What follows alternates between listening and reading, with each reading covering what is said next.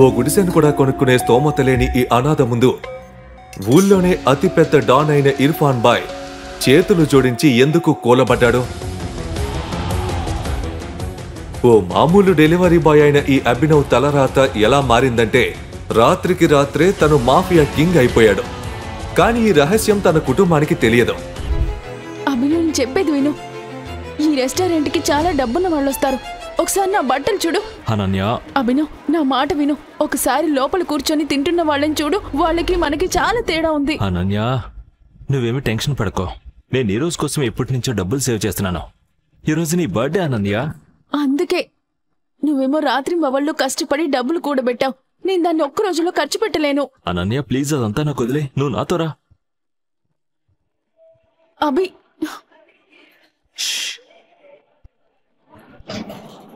నేను table reserve చేసి పెడతాను. అనన్య అభినవ్ని ఆపడానికి అతన్ని వెనకే వెళ్ళింది. ఆ తొందరలో ఒక రిచ్ వ్యక్తిని గుద్దుకుంది. దాంతో ఆ వ్యక్తి కాస్ట్లీ సూట్ పైన వైన్ పడింది. Are you blind? I'm so sorry sir. Manager, ఈ అడుక్కునే దాన్ని లోపలికి ఎవరు రానిచ్చారు? I'm so sorry sir. నీకు తెలుసా ఈ సూట్ కాస్ట్ ఎంతో? 20 లక్షల రూపాయలు, 20 lakh rupees. I'm so sorry sir. నా వల్ల తప్పు జరిగింది. నేను ఇప్పుడు ఇక్కడి నుంచి వెళ్ళిపోతాను. ఏమనుకుంటున్నావు? అంత ఈజీగా వదిలేస్తాను అనుకున్నావా? 20 lakhs సూట్ ఇది. 20 lakhs ఇచ్చి ఇక్కడ నుంచి వెళ్ళు. లేదంటే ఏం చేస్తావు?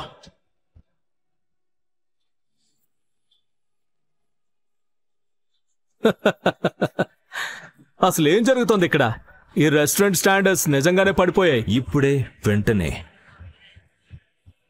నా గర్ల్ ఫ్రెండ్ కి సారీ చెప్పు. ఎక్స్క్యూజ్ మీ, నేను తనకు సారీ చెప్పాలా? What a joke.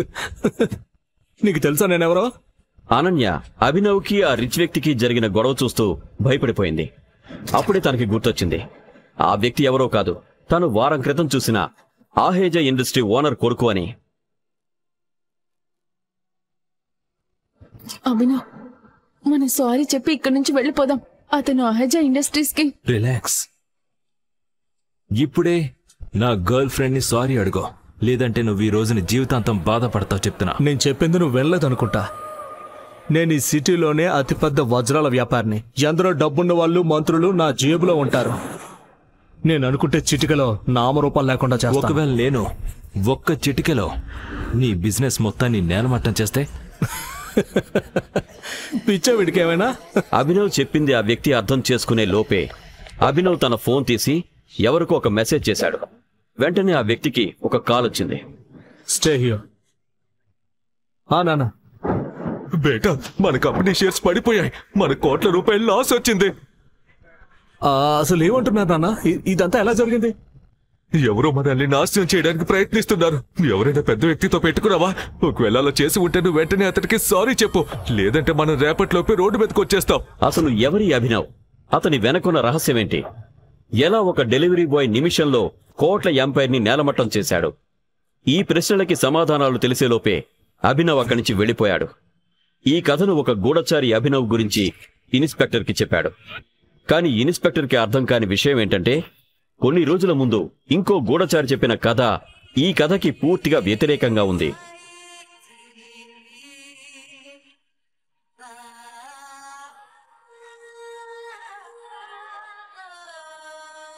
నా చెప్పులు తుడవడానికి కూడా పనికిరాడు వీడు. నా బాయ్ ఫ్రెండా? నువ్వు మర్చిపో. తను ఏమందో వినపడలేదురా బికారి. వెంటనే ఇక్కడి నుంచి వెళ్ళా. అనన్య నిన్ను మెడపట్టుకుని బయటికి గంటకు ముందే. ఈ రోజు నుంచి నువ్వు తన దరిదాపుల్లో కూడా కనిపించకూడదు. ప్రీతి, నా మాట విను. ఇద్దరం కలిసి ఒక ఇల్లు తీసుకుందాం అనుకున్నాం కదా. ఆ గుడిసెని ఇల్లు అనరు అభినవ్. వెళ్ళి ఇక్కడి నుంచి.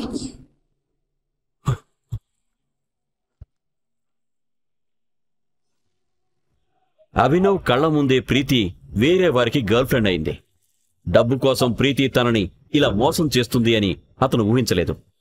అభినవ్ బాధతో ఏడుస్తూ రోడ్డు మీద మందు తాగుతూ తన దురదృష్టాన్ని తిట్టుకున్నాడు. ఓయ్ దేవుడా, ఇలా బాధ పెట్టే బదులు నన్ను చంపేసి ఉండొచ్చు కదా. అభినవ్ మత్తులో ఒక కారు కింద పడబోయాడు. అప్పుడే ఆ కారు డ్రైవర్ బ్రేక్ వేశాడు. ఆ కారులో ఆ సిటీలో కోటీశ్వరుడైన వైభవ్ కూర్చొని ఉన్నాడు.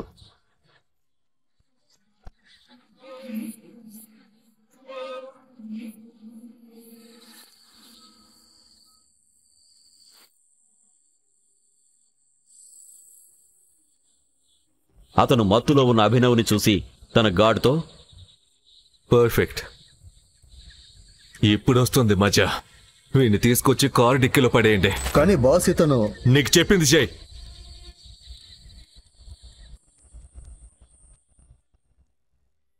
అసలు వైభవ్ ప్లాన్ ఏంటి? అభినవ్ కళ్ళు తెరిచేసరికి తను ఒక లగ్జరీ రూమ్లో తన పక్కన ఒక అందమైన అమ్మాయిని చూసి ఆశ్చర్యపోయాడు. కానీ తనకు ఏం జరిగిందో అర్థమయ్యే లోపే గన్స్ పట్టుకుని నిలుచున్న ఇద్దరు గార్డ్స్ కనిపించారు. ఎవరు మీరంతా? నేను ఇక్కడికెలా వచ్చాను? వైభవ్ చెల్లి తను రాత్రంతా వేరే అబ్బాయితో గడిపిందంటే తన కళ్ళను తాను నమ్మలేకపోయింది. అనన్య, ఈ తాగుబోతు బికారిగాడు నీకు నచ్చాడా? తాతయ్య, నేనేం చేయలేదు, మీరు నన్ను నమ్మండి. నాకు ఇతను ఎవరో కూడా తెలీదు. ఇతను నా రూమ్ లోకి ఎలా వచ్చాడో నాకు తెలీదు. అనన్య, నీకు మన ఇంటి కట్టుబాట్ల గురించి బాగా తెలుసు కదా. ఈ రోజు నుండి ఇతను మన ఇంటి అల్లుడవుతాడు. కానీ తాతయ్య, ఆపో! అంకుల్, నువ్వు ఆ కట్టుబాట్లు పాటించకపోతే నీకు దక్కాల్సిన కంపెనీ వైభవ్కి దక్కుతుంది. వెళ్ళండి, కోర్టుకు తీసుకురావడానికి రెడీ చేయండి.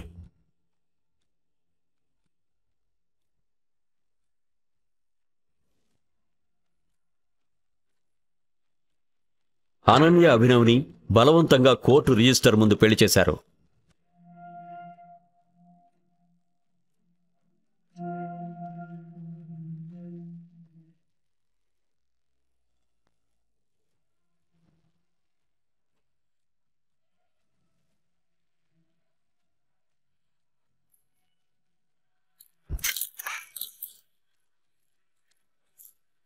పెళ్లి అవగానే అభినవ్ని అక్రమ్ పార్టీకి పంపించాడు అనన్య తాతగారు. అక్కడ తనకు తన ఎక్స్ గర్ల్ ఫ్రెండ్ ప్రీతి ఎదురైంది. హే అభినవ్, ఇక్కడికి బొకే డెలివరీ చేయడానికి వచ్చింటావు కదా. నిన్ను ఇంత లావిష్ పార్టీలో నిన్ను చూస్తే నాకు ఒళ్ళు కంపరమేస్తుంది. ప్రీతి తన్ని ఏదో అనే లోపే అభినవ్ వెనక నుండి తన వైఫ్ అనన్య గొంతు వినిపించింది. బేబీ,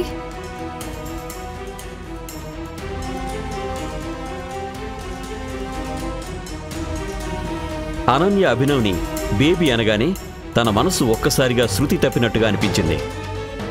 ఎక్కడికి వెళ్ళిపోయావు? తాతయ్య నిన్ను పిలుస్తున్నారు, పద. అనన్యను చూసి అభినవ్ చాలా సంతోషించాడు. మరీ అంత ఎక్సైట్ అవ్వకు. నా ఇన్వెస్టర్స్ ఇక్కడున్నారు. నాకు పెళ్ళైన సంగతి వాళ్లకు తెలుసు.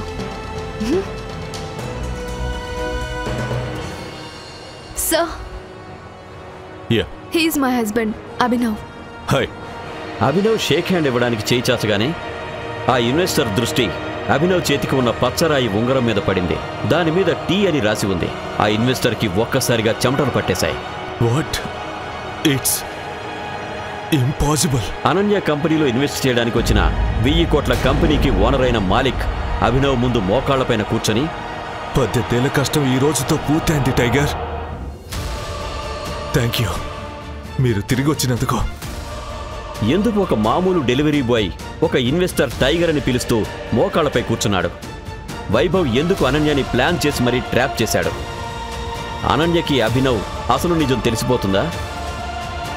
అసలు ఎవరి టైగర్?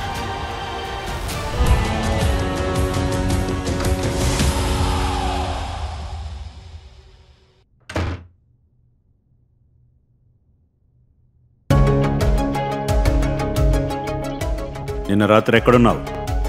అది తాతయ్య, నిన్న మా ఫ్రెండ్ పార్టీ ఉంటే నిన్న రాత్రి లేట్ అయిందని అక్కడే పడుకున్నాను. అవునా? ఉద్యోగం ఎలాగూ లేదు, ఇక తిరుగుడు కూడా మొదలైందా? అభినవ్ మామూలు డెలివరీ బాయ్. తన పెళ్లి ఊళ్ళోనే అమాయకురాలు ధనవంతుల బిడ్డ అయిన అనన్యతో జరిగింది. కానీ ఈ పెళ్లితో తన ఫ్యామిలీలో ఎవరూ సంతోషంగా లేరు. ఆ కుటుంబ పెద్ద చంద్రశేఖర్ కి తప్పనిసరి పరిస్థితిలో అనన్య పెళ్లి అభినవ్తో చేయాల్సి వచ్చింది. కానీ తను కూడా అభినవ్ని అవమానించేందుకు చూస్తూనే ఉన్నాడు. ఒళ్ళు దగ్గర పెట్టుకుని విను, నేను బయటకెళ్తున్నా. తిరిగి వచ్చేసరికి ఈ ఇల్లంతా బాగా శుభ్రం చేసి ఉండాలి, లేకపోతే నీ కాళ్ళు వెరగొడతాను. పో ఇక్కడి నుంచి. అభినవ్కి చాలా రోజుల తర్వాత ఇంట్లో ఒంటరిగా ఉండే అవకాశం దొరికింది. తనకు ఇలా ప్రశాంతంగా ఉండటం అంటే ఇష్టం. అభినవ్ తన కోసం మ్యాగీ చేసుకుని తిన్న తర్వాత ఒళ్ళు మరిచి నిద్రపోయాడు. సాయంత్రం అదే పనిగా మోగుతున్న కాలింగ్ బెల్కి నిద్రలేచాడు. తలుపు దగ్గర తన భార్య అనన్య ఉంది. తను అభినవ్ చెదిరిపోయిన జుట్టు, నలిగిన బట్టలు చూసిన వెంటనే అడిగింది, నువ్వెప్పుడు తిరిగొచ్చావు? నువ్వు రోజంతా ఇంట్లోనే పడుకున్నావా? లేదు లేదు, నేను మధ్యాహ్నమే వచ్చాను. ఇంతకీ నీకు నీ అన్న నుంచి ఫోన్ వచ్చిందా లేదా? లేదుగా. వాడు నాకెందుకు కాల్ చేస్తాడు? చూస్తుంటే ఆ సన్నీ నా మాటలు ఇంకా సీరియస్గా తీసుకున్నట్టు లేదు. అదేం లేదు, నేనేదో మామూలుగా అడిగా. తన అన్నయ్య పేరు విన్న అనన్యకి సడన్ గా గుర్తుకొచ్చింది. అతను ఏకే గ్రూప్తో సింగ్ ఇండస్ట్రీస్ పార్ట్నర్షిప్ గురించిన ఫైల్స్ అన్ని రాహుల్ చేతికి ఇచ్చాడు అని. ఇది తలుచుకున్న అనన్యకి లోపలే మండిపోతుంది. ఇక దాని గురించి ఆలోచించదలుచుకోలేదు. కానీ సడన్ గా నిన్న రాత్రి అభినవ్ ఇంటికి రాలేదని గుర్తుకొచ్చింది. తనకు అభినవ్ మీద అనుమానం వచ్చి అడిగింది, నిన్న రాత్రి ఎక్కడున్నావు? అది నేను ఒక పాత ఫ్రెండ్ దగ్గరికి వెళ్ళాను. మాట్లాడుతుంటే లేట్ అయిందని అక్కడ నిద్రపోయాను. ఆ పాత friend mister Akram, hotel sapphire owner. Ananya అభినవ్ని వింతగా చూస్తుంది. తన బికారి భర్తకి ఊళ్ళోనే పెద్ద బిజినెస్ మ్యాన్ ఇంకా మాఫియా డాన్ అయిన అక్రమ్తో స్నేహం ఎలా అని. నువ్వన్నది నిజమే.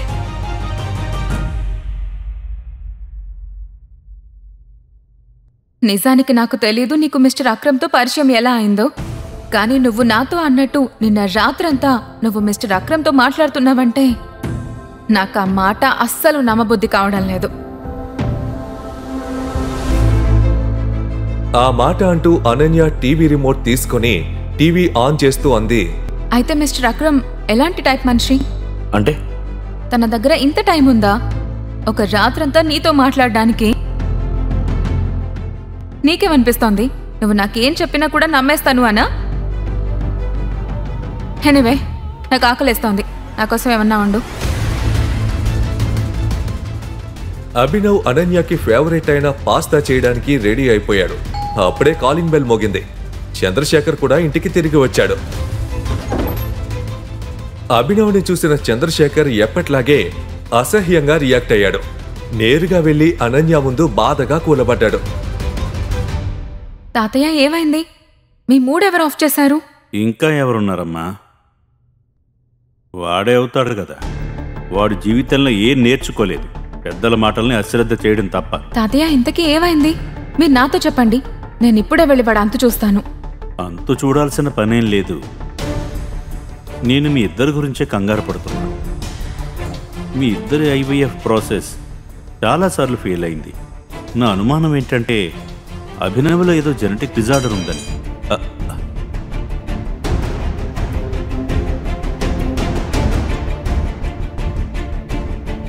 అసలే వాడు అనాథ.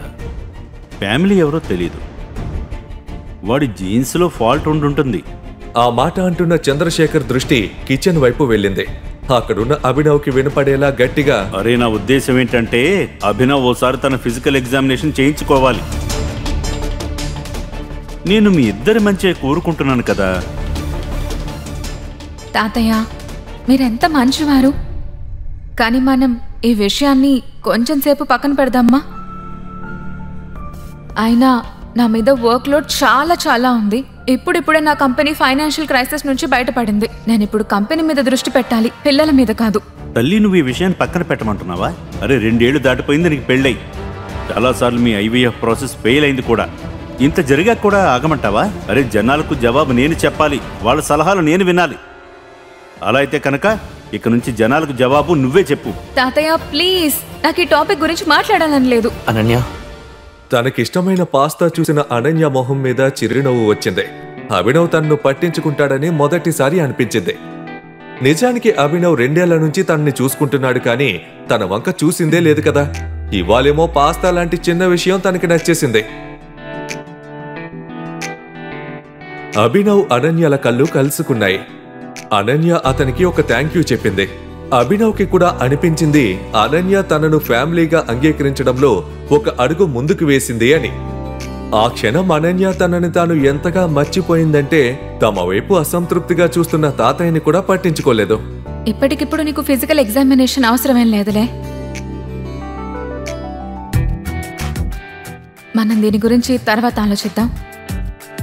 నేను కూడా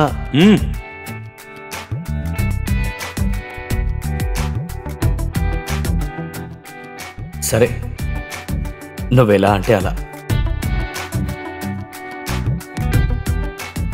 అభినవ్ తన సంతోషాన్ని వ్యక్తం చేయలేకపోతున్నాడు. ఇవాళ తనకు చాలా మంచి రోజు. అనన్య తన కోసం తాతయ్య దగ్గర గట్టిగా నిలబడింది. అది కూడా అంత పెద్ద విషయంలో. తన టైం బాగుపడుతున్నట్టు అనిపించింది.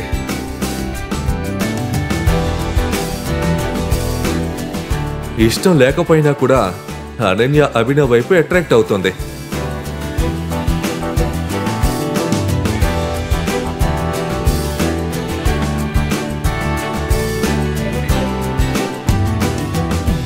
అనన్య, ఒకవేళ రేపు నీ అన్నయ్య కాల్ వస్తే, అదే ఏకే గ్రూప్తో మీ ఇండస్ట్రీ పార్ట్నర్షిప్ గురించి మాట్లాడితే నువ్వు వెంటనే ఒప్పేసుకోవద్దు.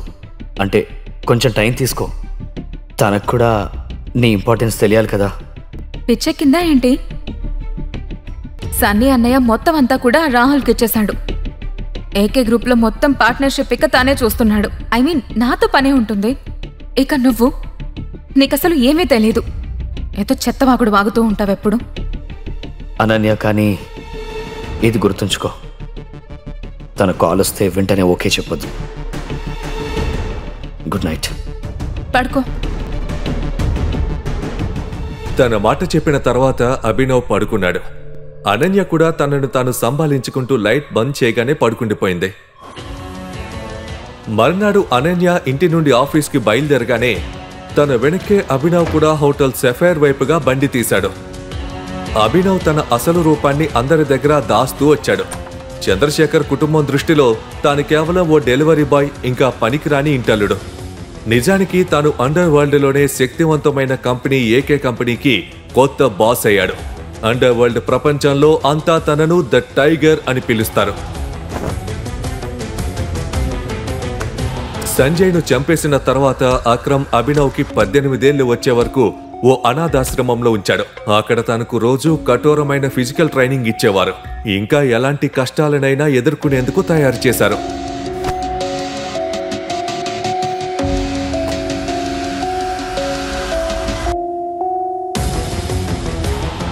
తన తండ్రి సంజయ్ ఆ కంపెనీకి ప్రాణంగా ఉండేవాడు.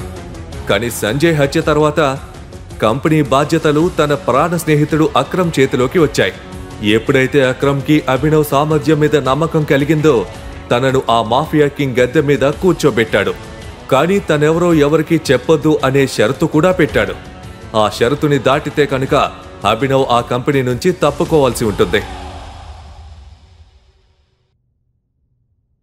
అయినా ఆఫీస్లో ప్రశాంతమైన వాతావరణం, మరీ ముఖ్యంగా అతని అండర్లో ఎఫిషియెంట్ సెక్రటరీ ఉండి అన్ని పనులు చేస్తూ అతను ఏ పని చేయాల్సిన అవసరం లేకుండా ఉండటం అదృష్టం కదా అనుకున్నాడు.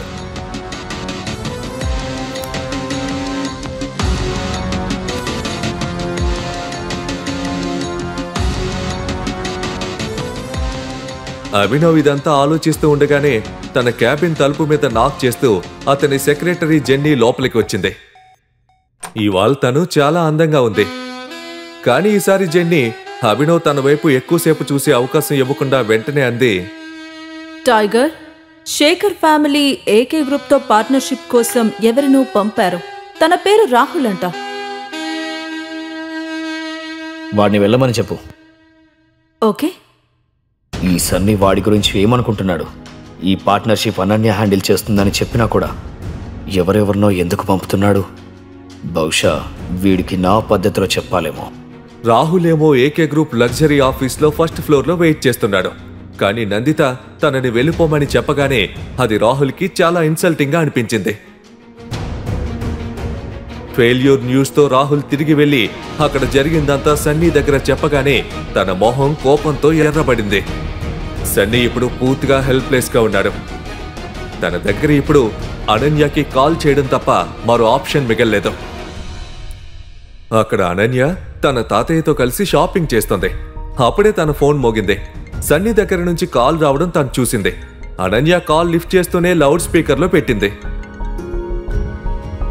చెప్పన్నయ్యా. అనన్య, నీ అన్నకు నీ నుంచి ఒక హెల్ప్ కావాలి. నాకు హెల్ప్ చేస్తావు కదా? హెల్పా? అది నాకేం అర్థం కాలేదు. అది ఏంటంటే మనకి ఏకే గ్రూప్కి మధ్య పార్ట్నర్షిప్ జరుగుతుంది. దాని గురించి నేనేం డిసైడ్ అయ్యానంటే ఇవాళ నుంచి ఆ మొత్తం డీల్స్ అన్ని నువ్వే హ్యాండిల్ చేయాలి. 1 minute. నువ్వు రేపే ఏకే గ్రూప్ ఆఫీస్కి వెళ్ళి అక్కడ వాళ్ళతో మాట్లాడాలి. మనం వీలైనంత త్వరగా కొత్త ఆర్టిస్టుల ప్యాకేజింగ్ కాంట్రాక్ట్పై సైన్ చేయాలి. ఇది విన్న అనన్యకు నిన్న రాత్రి అభినవ్ అన్న మాటలు అకస్మాత్తుగా గుర్తుకు రావడం మొదలైంది. తన కాల్ వస్తే వెంటనే ఓకే చెప్పొద్దు. సారీ అన్నయ్య. అయితే మీరు ఈ మ్యాటర్ని చూడమని రాహుల్కి కదా చెప్పారు. నాకేమనిపిస్తుందంటే సగం పని పూర్తయింది కాబట్టి తననే చేయనివ్వండి. అదేంటంటే నలుగురు ఒకే పాయసం చేస్తే అది పులిహోర అయిపోతుంది. సరే అన్నయ్య, నాకు ఇంకా చాలా పని ఉంది, తర్వాత మాట్లాడతాను. హలో, నువ్వేం చేస్తున్నావమ్మా? నీకు తెలుసా దీని కాన్సిక్వెన్సెస్ ఎలా ఉంటాయో? చంద్రశేఖర్ దృష్టిలో అనన్య తన చేతికి వచ్చిన ఒక మంచి అవకాశాన్ని వదులుకుంది. సన్నీ ఏమో నేరుగా కాల్ చేసి రిక్వెస్ట్ చేశాడు. కానీ అనన్య అయితే తనని విదిలించి పారేసింది. అనన్య డిజైనర్ బొటిక్ నుంచి బయటకు వచ్చి ఓ బెంచ్ మీద కూర్చుంది. వెంటనే తను అభినవ్కి మెసేజ్ చేసింది. మరోవైపు అభినవ్ ఫోన్లో అక్రమ్తో మాట్లాడుతున్నాడు. ఆ రోజు లంచ్ కలిసి చేయాలని వాళ్ళిద్దరూ అనుకుంటున్నారు. అభినవ్ అక్రమ్తో ఫోన్ పెట్టేసిన వెంటనే అనన్య తనకు చేసిన మెసేజ్ చూశాడు. కాసేపటి క్రితమే అన్నయ్య కాల్ చేశాడు. తను ఏమంటున్నాడంటే ఇక ఏకే గ్రూప్ పార్ట్నర్షిప్ ఇక నేనే చూసుకోవాలి అని. నేను కుదరదని చెప్పాను. ఇప్పుడు నేనేం చేయాలి? అభినవ్ ఈ మెసేజ్ చూడగానే తన రోజు సంతోషంతో ఒక పూల తోటలా మారిపోయింది. తన భార్య తన మాటలు వినడం, ఒప్పుకోవడం చేస్తుందనే విషయం చాలా బాగుంది. ఇప్పుడు నువ్వు కొంచెం వెయిట్ చేయాలి. కంగారు పడకు. ఇవాళ కాకపోయినా రేపైనా మీ అన్నయ్య మళ్ళీ నిన్ను కాంటాక్ట్ చేయడానికి ప్రయత్నిస్తాడు. కానీ ఎప్పటి వరకైతే తను నీ లాభం గురించి మాట్లాడాడో అప్పటి వరకు ఒప్పుకోవద్దు. తన కండిషన్స్ ఒప్పుకోవాలంటే తను నీకేమైనా ఇవ్వాలి.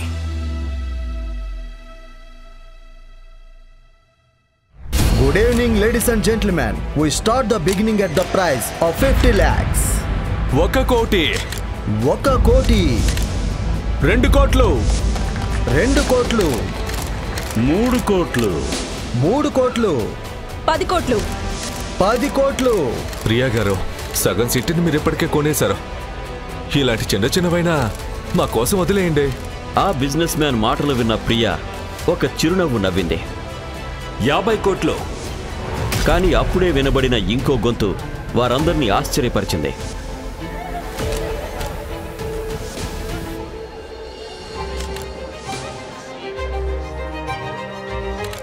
డైరెక్ట్గా 50 కోట్ల? అతనెవరు? అరే, వీడు డెలివరీ బాయ్ అభినవ్ కదా. వీడి దగ్గర 50 కోట్లు ఎక్కడివి? వీడెవరు గుర్తుపట్టకూడదని సూట్ అద్దెకి తెచ్చి వేసుకున్నాడు. అవును, 2 రోజుల క్రితం నా ఆఫీస్లో లంచ్ డెలివరీ చేయడానికి వచ్చాడు. ఇంత పెద్ద వేలంపాట జరుగుతుంటే అసలు ఎలా ఎవరిని పడితే వాడిని ఎలా లోపలికి రాణిస్తారు? వీడి దగ్గర 50 కోట్లు కాదు, 50 రూపాయలు కూడా ఉండవు. వెంటనే వేలం పాటను ఆపేయండి. ఇంకా ఈ ఇంపోర్టెడ్ కార్పెట్ని ప్రియా గారికి ఇచ్చేయండి. ఒక్క నిమిషం ఆగండి. ఒకవేళ డెలివరీ బాయ్ దగ్గర 25 కోట్లు లేకపోతే ప్రియా గారి బిడ్ను నేను ఛాలెంజ్ చేస్తాను. 11 కోట్లు. నేను ఈ కార్పెట్ కోసం 11 కోట్లు ఇవ్వడానికి రెడీగా ఉన్నాను. 60 కోట్లు. అరే డెలివరీ బాయ్, పిచ్చెక్కింది నీకు. ఎక్కడి నుండి తెస్తా 60 కోట్లు? వేలంపాట అంటే పిల్లలాట కాదు.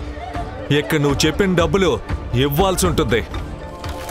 వెంటనే అభినవ్ తన జేబులో నుండి ఒక చెక్ బుక్ తీసి దాని మీద 60 కోట్లకి చెక్ రాసి సైన్ చేశాడు. చూస్తుంటే ఈ డెలివరీ బాయ్ జైలుకి వెళ్ళడానికి రెడీగా ఉన్నట్టున్నాడు. చెక్ మీద ఎలా సైన్ చేస్తున్నాడో చూడండి. మేనేజర్ గారు, వీడి బ్యాంక్ అకౌంట్ ఒకసారి చెక్ చేయండి. అభినవ్ సైన్ చేస్తుంటే అక్కడ ఉన్న ప్రతి ఒక్కరూ చూసి ఆశ్చర్యపోయారు. ఒక్క నిమిషం బ్యాంక్ మేనేజర్కి కూడా అభినవ్ లాంటి డెలివరీ బాయ్ 3 కోట్ల విలువ చేసే కార్పెట్ని 60 కోట్లకు ఎందుకు కొంటున్నాడు అని అనుమానంగా అనిపించింది. అసలు నిజంగానే అభినవ్ అకౌంట్లో 60 కోట్లు ఉన్నాయా లేదా? ఒక్క నిమిషం. బ్యాంక్ మేనేజర్ వెంటనే తన టీంకి కాల్ చేసి అకౌంట్లో బ్యాలెన్స్ చెక్ చేయమన్నాడు. కానీ అభినవ్ అకౌంట్లో ఉన్న బ్యాలెన్స్ ఎంతో తెలుసుకున్న ఆ బ్యాంక్ మేనేజర్ నోరెళ్లబెట్టాడు. 800 కోట్ల. What's the group name? AK group. ఈ వేలం పాట ఇంతటితో ముగుస్తుంది.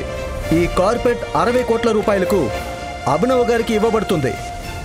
మేనేజర్ ఇది అనౌన్స్ చేయగానే అక్కడ ఉన్నవారంతా ఆశ్చర్యంతో నోరెళ్లబెట్టారు.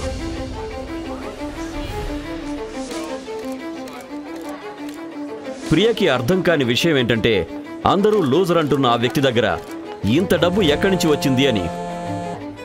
అప్పుడే ప్రియకి ఎవరి నుండో కాల్ వచ్చింది. యా, ఆ ఇంపార్టెంట్ కార్పెట్ మీకు దక్కిందా? వీడెవడో అభినవ్ అని డెలివరీ బాయ్ అంట. 60 కోట్లకి తీసుకున్నాడు. అసలు డెలివరీ బాయ్కి ఇంత డబ్బు ఎక్కడి నుంచి వచ్చింది? 5 కోట్ల వస్తువుని 60 కోట్లకి తీసుకుంటున్నాడు. ఐ స్వేర్, నేను ఇక్కడ నుండి బయటకు వచ్చాక వాడి పని చెప్తా. వాడిని ఊరికే వదలను. ప్రియ గారు, మీరేదైనా చేసే ముందు ఒకసారి అతని చేతిని చూడండి.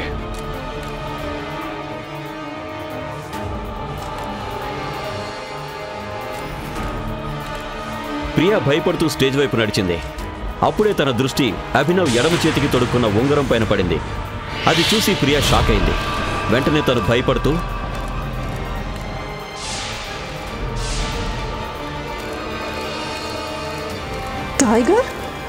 టైగర్ పేరు వెనక ఉన్న రహస్యం ఏంటి? ఒక డెలివరీ బాయ్ అకౌంట్లో 800 కోట్లు ఎలా వచ్చాయి? అభినవ్ అసలు కథ ఏంటి? అతను నిజంగానే అంత పవర్ఫుల్ అయితే ఒక డెలివరీ బాయ్గా ఎందుకు పనిచేస్తున్నాడు? ఈ ప్రశ్నలన్నీ ఇన్స్పెక్టర్ మైండ్ని తొలిచేశాయి. ఈ వీడియో అతనికి ఒక అజ్ఞాత అమ్మాయి పంపించింది. కానీ అంతకు ముందే అభినవ్ గురించి ఆ ఇన్స్పెక్టర్కి 2 గూఢచారులు కూడా సమాచారం ఇచ్చారు. అలా చాలా రోజుల తర్వాత అభినవ్ అక్రమ్లు కలుసుకుంటున్నారు. ఆ అక్రమే కదా అభినవ్కి తన అసలు రూపాన్ని పరిచయం చేసింది. టైగర్ అనే పేరుతో పరిచయం. Tiger, welcome welcome welcome. రా, ఇదిగో ఇక్కడ కూర్చో. అక్రమ్ అభినవ్ని గౌరవిస్తూ మెయిన్ చైర్ మీద కూర్చోబెట్టాడు. తను ఓ ముఖ్యమైన విషయం కోసం పిలిచినట్టుగా చెప్పాడు. ఆ తర్వాత అక్రమ్ చప్పట్లు కొట్టగానే నల్లటి దుస్తుల్లో ఓ వ్యక్తి ఆ గదిలోకి వచ్చాడు. తన చేతుల్లో ఓ చిన్న బాక్స్ ఉంది. అక్రమ్ ఆ బాక్స్ ని ఆ వ్యక్తి దగ్గర నుంచి తన చేతుల్లోకి తీసుకుని అభినవ్ని చూశాడు. దీన్ని నేను స్పెషల్ గా నీకోసమే ప్రిపేర్ చేశాను. గత 18 ఏళ్లుగా ఈ ఖజానా నా చేతుల్లోనే ఉంది. కానీ ఇప్పుడు సమయం వచ్చింది. ఇది ఎవరికైతే చెందుతుందో వాళ్ళ దగ్గరికే వెళ్ళాలి. అక్రమ్ అంకల్,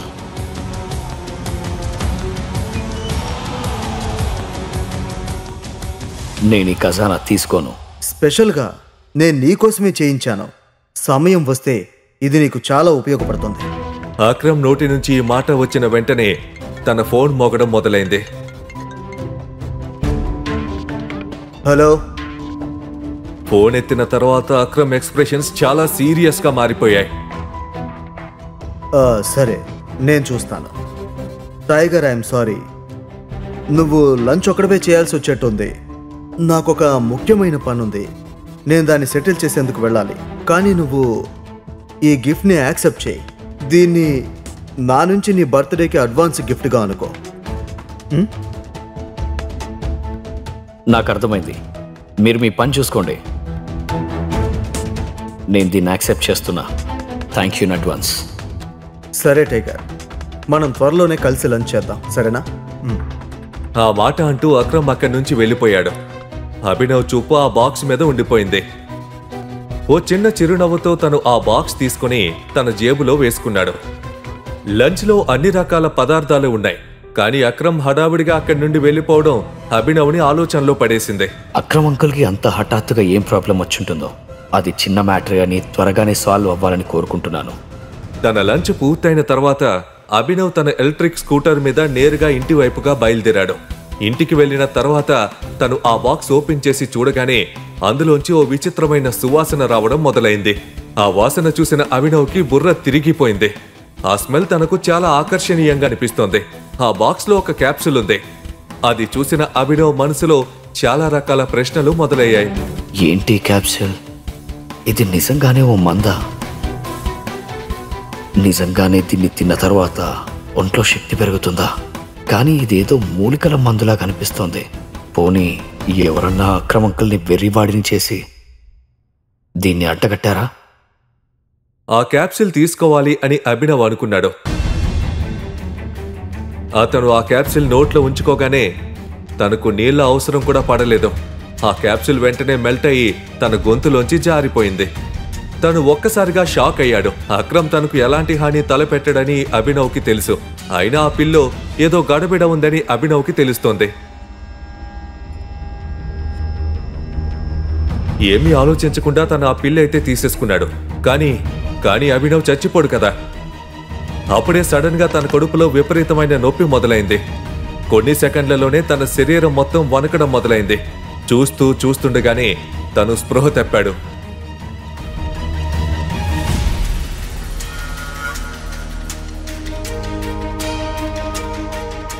తను కళ్ళు తెరిచి చూసేసరికి దాదాపు రాత్రి అయింది. అభినవ్ కళ్ళు తెరుచుకోగానే సడన్ గా తనకు విపరీతమైన వాసన వచ్చింది. ఆ సమయంలో తన బట్టలు మొత్తం తడిసిపోయాయి. వాటి నుంచే వాసన వస్తుంది. తనకది చాలా డిస్కస్టింగ్ గా అనిపిస్తోంది. అభినవ్ దగ్గర ఆలోచించేందుకు అసలు టైం లేదు. తను షవర్ చేయడానికి బాత్రూంకి వెళ్ళిపోయాడు. తన ఒళ్ళు శుభ్రం చేసుకోవడానికి తనకు గంట పైనే పట్టింది. కొత్త బట్టలు వేసుకుని తను బాత్రూం నుండి బయటకు వచ్చాడు. కళ్ళు తిరిగి పడినప్పుడు తాను పడిపోయిన చోట ఎల్లో కలర్లో లిక్విడ్ పేరుకొని కనిపించింది. దాని నుంచి విపరీతమైన వాసన వస్తుంది. దాన్ని శుభ్రం చేసేందుకు అభినవ్కి ఇంకో 6 గంట పట్టింది. అక్రమంకుల్ని ఎవరో వెర్రోడించేశారు. పని చేయకపోగా దీన్ని తీసుకుంటే నొప్పే మిగిలింది. దానికి తోడు ఈ కంపు. ఈ మందుకు ఇంకెన్ని సైడ్ ఎఫెక్ట్స్ ఉంటాయో కూడా నాకు తెలియడం లేదు. గదిని శుభ్రం చేయడం పూర్తవగానే అనన్య చంద్రశేఖర్ ఇంటికి వచ్చారు. మంచి షాపింగ్ అయింది కదా. టైం కూడా అయింది. అవును, అన్ని దొరికాయి. టైంకి నువ్వు వంట చేసేసావా? అది కాస్త పనిలో పడి వంట చేయలేకపోయాను. నేను అనుకుంటున్నాను అది మనం బయట తినేందుకు వెళ్ళొచ్చు కదా. అవునా? ఇంతకు ముందు ఇలాంటి కారణాలు వినిపించేవి కాదే. నువ్వు రోజంతా ఇంట్లోనే ఉంటావు. పని చేయడానికి ఏం లేదు. చూస్తుంటే మన రాజాబాబు ఈ మధ్య కాస్త బిజీగా ఉంటున్నట్టున్నాడే. అనన్య కూడా అభినవ్ మాటలు అంతగా రుచించలేదు. కానీ కొన్ని రోజులుగా అభినవ్లో మార్పు చూస్తున్న అనన్య తనని తిట్టలేకపోతుంది. అందుకే తాతయ్యతో అంది, యాక్చువల్లీ తాతయ్య, నేను కొద్ది రోజుల నుంచి ఇదే అనుకుంటున్నాను. మనం ఈరోజు బయటికి వెళ్ళి తిందామా? అనన్య చేసిన ఈ పనితో అభినవ్కి అర్థమైపోయింది తనకి ఆమె అండగా ఉంటుందని. అభినవ్ మనసు గాల్లో తేలిపోసాగింది.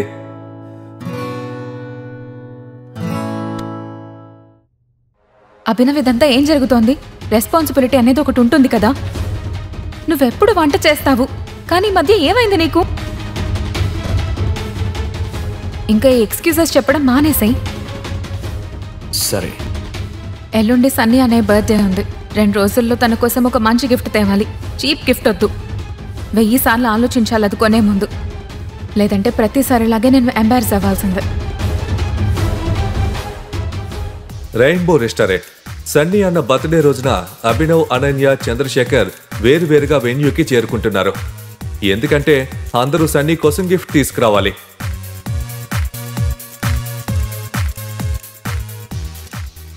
టైం ఎంత చూసావా? అభినవ్ అంతవరకు రాకపోవడంతో అనన్య తన కోసం వెయిట్ చేస్తోంది.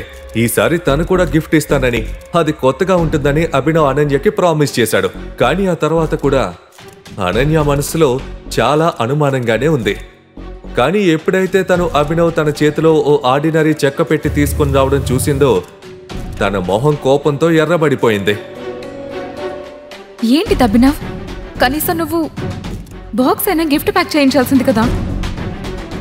అది నాకైనా ప్యాక్ చేయించాలని లేదు. పైగా నా దగ్గర టైం కూడా లేదు ప్యాక్ చేయించడానికి. అయినా వదిలి ఈ బాక్స్ ఎలా ఉంటే మాత్రం ఏంటి? బాక్స్ లోపల ఏం పెట్టానో అదే ముఖ్యం కదా. సరే, మరి అంతా సన్నీ అనే గిఫ్ట్ ఇచ్చేటప్పుడే ఈ బాక్స్ ని కూడా వాటితో పాటు పెట్టేసాయి నువ్వు. ఈసారి నాకు ఏ డ్రామా కుదరదు. విసుగ్గా ఉంది. నువ్వెలా అంటే అలా. సన్నీ బెస్ట్ ఫ్రెండ్ అయిన రాహుల్ ఇదంతా చూస్తున్నాడు. అభినవ్ ని అవమానించేందుకు దొరికిన ఈ అవకాశాన్ని తన చేతిలోంచి వదులుకోదలుచుకోలేదు. ఇప్పుడు ఈ బికారి కూడా పార్టీలకు వస్తాడా? రాహుల్, అభినవ్ నా భర్త. కబర్దార్ తనను అవమానిస్తే గనక. లుక్ అనన్య, నేను నీ ఫీలింగ్స్ని హర్ట్ చేయాలనుకోవడం లేదు, కానీ ఈ బికారికి తెలియాలి కదా వీడి పెళ్లి ఓ కోటీశ్వరుల పిల్లతో జరిగిందని. ఎప్పటి వరకు ఇలా బికారిలా తిరుగుతూ ఉంటాడు? నువ్వు నీ పనేంటో చూసుకో. నేను ఇక్కడ సీన్ క్రియేట్ చేయదలుచుకోలేదు. చెత్త వాగొద్దు. నీ స్థాయి ఏంటో తెలుసుకుని మాట్లాడు. మర్చిపోకు, నువ్వు మామూలు డెలివరీ బాయ్వే. అనన్యతో పెళ్ళైందని గాల్లో ఎగురుతున్నావా? నీకు దాంతో పని లేదు. నేను ఎంత పెద్ద యూజ్లెస్ నో, కానీ నీకంటే నేను చాలా బెటర్. నిన్ను ఏకే కంపెనీ చెత్తలాగా చూసి వాళ్ళ ఆఫీస్ నుంచి గెంటేశారు కదా. విషయం ఇప్పుడు చాలా పెద్దదైంది. రాహుల్ ఊళ్ళో ఉన్న పెద్ద పెద్ద గుండాలతో చాలా బాగా కలిసి మెలిసి ఉంటాడు. ఇదంతా తెలిసినా కూడా తను రాహుల్తో పెట్టుకున్నాడు. వీడి పని అయిందే. ఈవేళ రాత్రి అభినయ్కి కాళరాత్రిగా మారుతుంది. వాడి విషయంలో అలా జరగాల్సిందే. సన్నీ ఫ్యామిలీ అంతా అభినవ్ తన్నులు తింటే చూడాలి అనుకుంటున్నారు. ఎప్పుడైతే రాహుల్ అభినవ్ని గుద్దడానికి తన చేతిని అతని వైపు విసిరాడో అప్పుడే అభినవ్ అతని చేతిని గాల్లోనే గట్టిగా పట్టుకొని కరుగ్గా అన్నాడు, నువ్వు ఇంకా నన్ను కొట్టాలనుకుంటున్నావా? రక్తం తాగుతా. ఎప్పుడైతే రాహుల్ నోట్లో నుంచి పాత సినిమాలో డైలాగ్ బయటకు వచ్చిందో అభినవ్ అతని చేతిని ఎంత గట్టిగా ట్విస్ట్ చేశాడంటే రాహుల్ అది తట్టుకోలేక గట్టిగా అరవడం మొదలు పెట్టాడు. నేనంటే చాలా కోపం కదా, జాలేస్తుంది కదా నేనంటే, కానీ నా చెయ్యి నీకు తగిలితే నీ మీద నీకే జాలిస్తుంది. తన ఒంట్లో అంత బలం ఉండటం చూసి అభినవ్ కూడా ఆశ్చర్యపోయాడు. సడన్ గా అంత బలం తనకి ఎలా వచ్చింది? ఒకవేళ అది అక్రమ్ తనకిచ్చిన క్యాప్సిల్ మహిమ? మరోవైపు రాహుల్ నొప్పితో విలువెల్లాడుతూ నేల మీద ఉన్నాడు.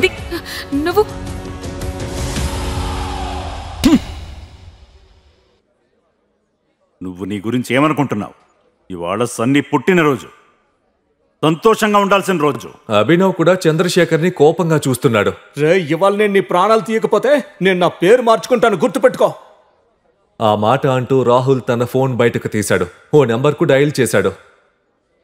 అభినవ్ ఇంతవరకు చంద్రశేఖర్ చేసిన అవమానాలన్నీ సహించాడు. ఇక తన వల్ల కాదు. 2 ఏళ్ళైంది నాకు అనన్యకి పెళ్ళయి. నీకు ఎప్పుడు కూడా నా కాంట్రిబ్యూషన్ కనిపించలేదు. ఎప్పుడు నన్ను అవమానిస్తూనే వచ్చారు, నీచంగా చూశారు. కానీ దెబ్బను ఎప్పటికీ మర్చిపోను. ఏ కుక్కనైతే మీరు 2 ఏళ్లు పెంచారో ఆ కుక్క ఇప్పుడు వెళ్ళిపోతుంది. అదప్పుడు అరుస్తూ కాదు, కరుస్తూ వెళ్ళిపోతుంది. మీ ఇంటికి నేను తిరిగి రావాలనుకుంటే గనక ఆ సన్నీ నన్ను క్షమించమని అడగాలి, నా కాళ్ళ మీద పడాలి, వాడి ముక్కు నేలకి రాయాలి. అనన్య చూపంతా అభినవ్ మీదే ఆగిపోయింది. అభినవ్ అలా ప్రవర్తించడం చూసిన తనకి తను పూర్తిగా మారిపోయాడని అనిపించింది, ఓ అపరిచితుడిలాగా.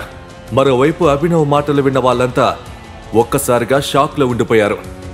అభినవ్ లాంటి బికారి నోటి నుంచి అలాంటి మాటలు వస్తాయి అని ఎవ్వరూ ఊహించనేలేదు. ఎక్కడికి వెళ్తున్నాడు? ఆపండి. నిన్నెక్కడి నుంచి వెళ్ళమని ఎవరు చెప్పారు? నువ్వెక్కడే ఉండు, ఇంకా చూడు ఏం జరుగుతుందో.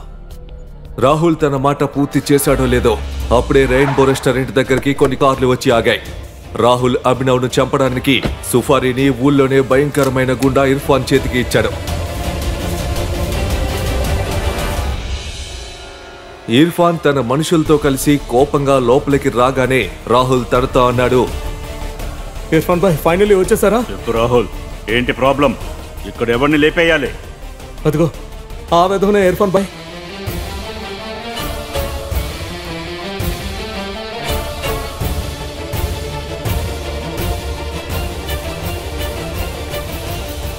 అయితే నువ్వేనా మా వాణ్ణి కొట్టింది? ఏ కుక్కకైతే మురిగే అలవాటు ఉందో దానికి బుద్ధి చెప్పి తీరాలి కదా. చూడు, నువ్వింకా కుర్రాడివి. నీలో ఉడుకు రక్తం ఉందని అర్థమవుతోంది. కానీ నీకు ఈ విషయం తెలుసా? నాతో ఎవరు ఇప్పటిదాకేలా మాట్లాడలేదని.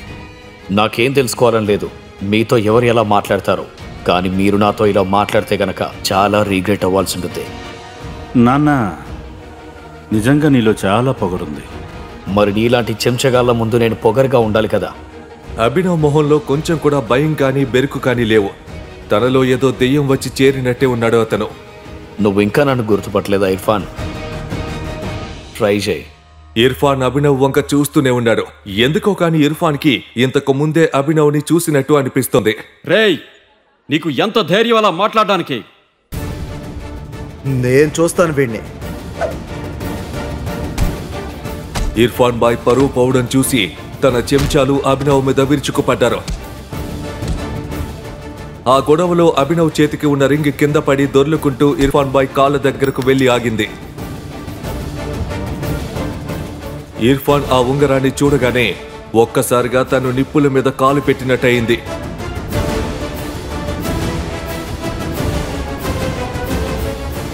వెంటనే అభినవ్ కాళ్ళ మీద పడి అన్నాడు, టైగర్ ప్లీజ్ నన్ను క్షమించు, పెద్ద తప్పు జరిగిపోయింది. ఇప్పుడు అభినవ్ వెనక రహస్యం అందరికీ తెలిసిపోతుందా? తన అసలు రూపం ఏంటో అందరికీ చెప్పాల్సి ఉంటుందా? అభినవ్ ఇర్ఫాన్ ని క్షమించి వదిలేస్తాడా? రాహుల్ కి అభినవ్ అసలు ఎవరో తెలిస్తే ఏం జరగబోతుంది? అసలు ఏకే గ్రూప్ తో అభినవ్ సంబంధం ఏంటి?